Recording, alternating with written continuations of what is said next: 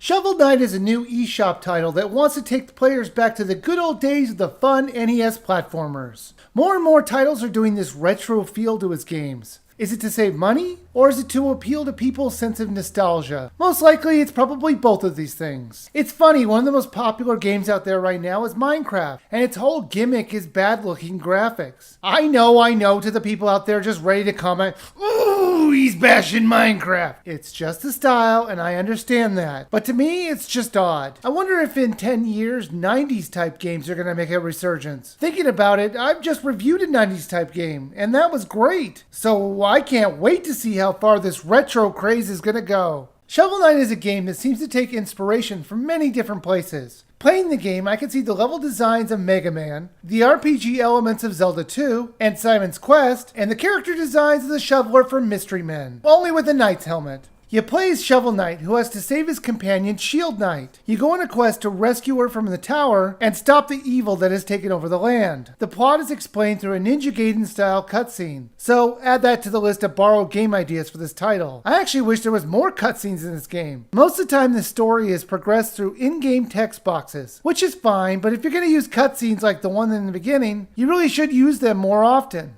You travel through the map deciding where to go, much like Super Mario Bros. 3. Jeez, this list of borrowed ideas just keeps growing. What I liked was that the way the map was laid out. It was easy to understand what you needed to do and where you needed to go. To get to the next parts of the map, you're going to need to unlock the locks that are blocking the way. You do this by beating the other knights that are holding the keys. I liked how you could choose which person you were going to conquer first, as it gave the game a sense of freedom, even if that sense of freedom was just picking from a few locations. The level designs were different depending on the knight that you were tackling. Sometimes the place had like lava around it, or it might be up in the air. This is where I said it had kind of a Mega Man type level design, and that's not a bad thing. The levels were challenging, yet not impossible. There are plenty of checkpoints throughout the levels to help you with the difficulty level. However, if you're really brave, you could destroy the checkpoints for a bunch of gems. But that means if you die, you're going to go back to the last non-destroyed checkpoint. So if you think you're really good at this game, you have the option to get more money. So that was a cool little thing that I wasn't expecting. Now it does help that you basically have unlimited continues, but you're going to have to give up some money to return to life. The money that you lose is going to be waiting for you to pick it up in the place that you died. Unfortunately, if you die again before picking it up, all that money will be gone. You're going to need to keep as much money as you can in order to upgrade your armor, get new weapons, or other things that will aid you on your journey. Money is everywhere in this game, even hidden in secret walls, so you're going to be wanting to look out for places that look a bit out of place. There are plenty of ways to spend your money in this game, and I would suggest that you get your life up as quickly as possible, and buy a bottle of life regeneration. I found these invaluable throughout the adventure. The controls were fantastic. I love the precision jumping. That might sound a bit odd to say, but later in the game, precision jumping is going to be a necessity. Now you use your shovel to attack the enemies, plus you can use it to dig up dirts for gems and somehow pogo on it like Scrooge McDuck in the DuckTales game. I loved how you could completely change the controls to your playing style. I found the default controls a bit awkward to use, but a few tweaks later, the game played just great. There are a few extra things that you could do and places you could go if you don't want to just barrel through the main game. And some of these places are not accessible until you have the appropriate item. So you're going to want to come back to some places that you may have skipped over at first. Plus, there are music sheets you can find, which you could give to the musician of the town for money, and he'll also play you the songs that you've already given him. Shovel Knight is a fun, retro-themed game. It was very challenging, but never unfair. You will die a lot.